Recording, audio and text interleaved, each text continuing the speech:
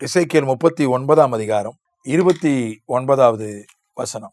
நான் இஸ்ரவேல் வம்சத்தார் மேல் என் ஆவியை ஊற்றினபடியால் என் முகத்தை இனி அவர்களுக்கு மறைக்க மாட்டேன் என்று கர்த்தராகிய ஆண்டவர் சொல்லுகிறார் என்றார். இஸ்ரவேல் வம்சத்தாரை குறித்து ஆண்டவர் சொல்லுகிறார் 24ஆம் வசனத்துல, அவர்களுடைய அசுத்தத்திற்கு தக்கதாகவும் அவர்களுடைய மீறுதல்களுக்கு தக்கதாகவும் நான் அவர்களுக்கு செய்து என் முகத்தை அவர்களுக்கு மறைத்தேன்.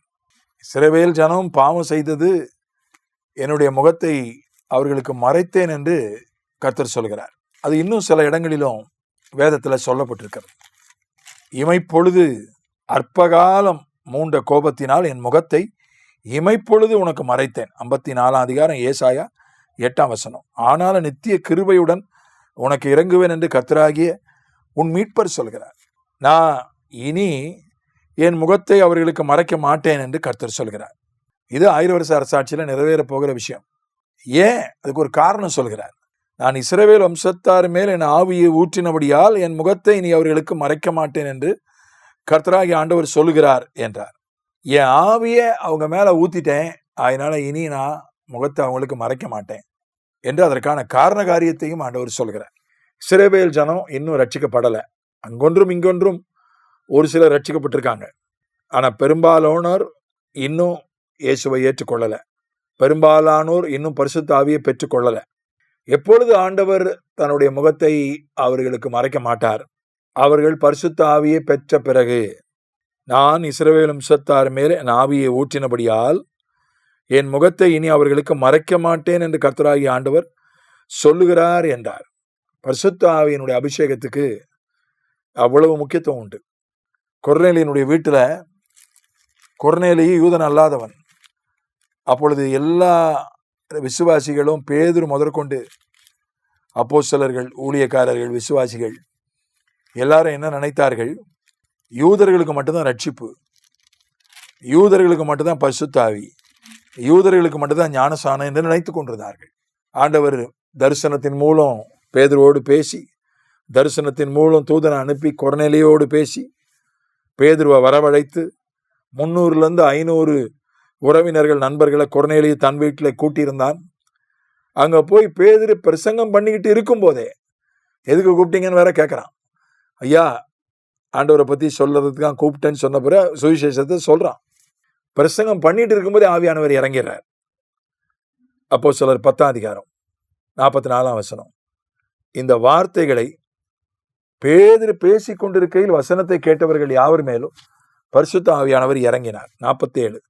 அப்பொழுது பேதுரு தம்மை போல பரிசுத்த ஆவியை பெற்ற, நம்மை போல பரிசுத்த ஆவியை பெற்ற இவர்களும் ஞானசானம் பெறாதபடிக்கு எவனாகிலும் தண்ணீரை விலக்கலாமா என்று சொல்லி கர்த்தருடைய நாமத்தினாலே அவர்களுக்கு ஞானசானம் கொடுக்கும்படி கட்டளையிட்டான். ஆக மற்றவங்கெல்லாம் எப்படி பரிசுத்தாவின் அபிஷேகம் பெற்றாங்க? பிரசங்கம் முடிஞ்ச பிறகு ஒப்பு கொடுத்து, ரட்சிக்கப்பட்டு ஒப்பு கொடுத்து ஞானசானம் எடுத்து அதுக்கப்புறம் பரிசுத்தாவி பெற்றாங்க. ஆனால் கொர்நேலி வீட்டில் மட்டும் இல்லை என்றால் அவர்களை ஏற்றுக்கொண்டிருக்க மாட்டார்கள். இவர்களுக்கு ஞானசானம் கொடுத்திருக்க மாட்டார்கள். யூதர் அல்லாதவர்களுக்கு ஞானசானம் கிடையாது. யூதர்கள் மட்டும்தான் ரட்சிப்பு என்று அவர்கள் நம்பிக்கொண்டிருந்தார்கள்.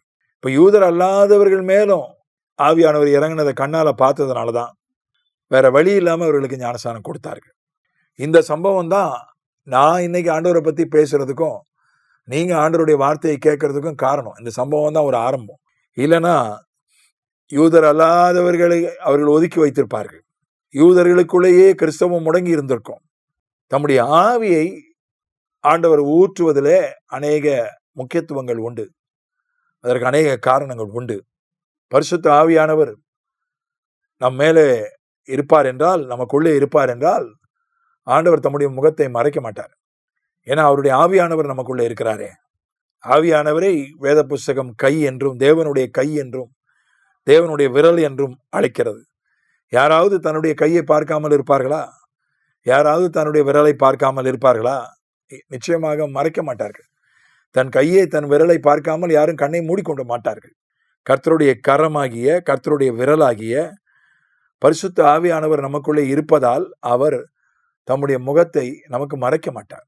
பழைய ஏற்பாட்டினுடைய ஆசீர்வாதமே அதானே. முகத்தை உங்கள் மேலே பிரசன்னமாக்க கடவர், முக பிரகாசத்தை உங்கள் மேலே வீச செய்ய கடவர் என்பதுதான் பழைய ஏற்பாட்டினுடைய ஆசீர்வாதம், முகத்தின் பிரசன்னம் கண்டிப்பாக நமக்கு தேவை. அதே போல அவருடைய முகத்தின் பிரகாசம் நம்ம மேல வீசுவது நமக்கு ஆசீர்வாதம். ஆனா புதிய ஏற்பாட்டில் வேற மாதிரி ஆசீர்வாதம் போடுறோம். அவருடைய அன்பு, அவருடைய கிருபை, அவருடைய ஐக்கியம் நம் அனைவரோடும் கூட இருப்பதாக என்று போடுகிறோம். என்னாகமோ 6ஆம் அதிகாரம் 24ஆம் வசனம், கர்த்தர் உன்னை ஆசீர்வதித்து உன்னை காக்க கடவர்.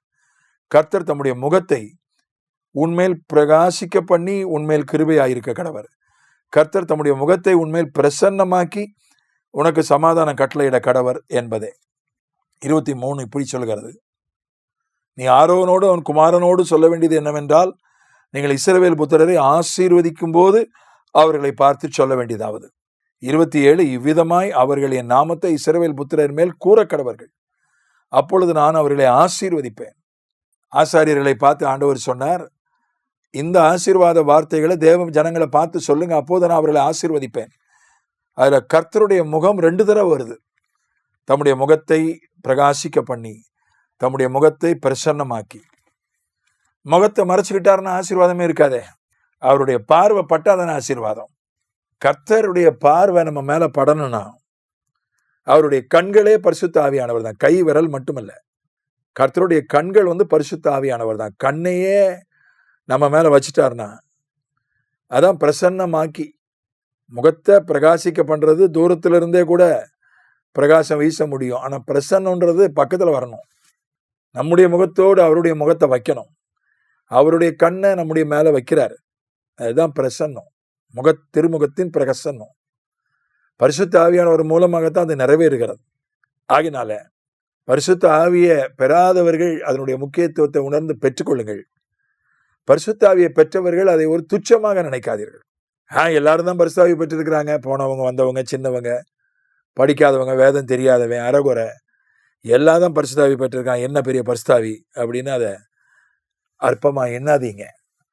அவர் தேவனுடைய கரம், அவர் தேவனுடைய விரல், அவர் கர்த்தருடைய கண்கள், தேவனுடைய முகம் நம் மேல வைக்கப்படுகிறது. பரிசுத்த ஆவியானவர் நாம் பெற்றிருக்கிறோம் என்றால் கர்த்தருடைய முகம் நம் மீது வைக்கப்படுகிறது. கர்த்தருடைய முகத்தின் பிரகாசம் நம் மீது விழுகிறது. நாம் ஆசீர்வதிக்கப்படுகிறோம். ஆமென்.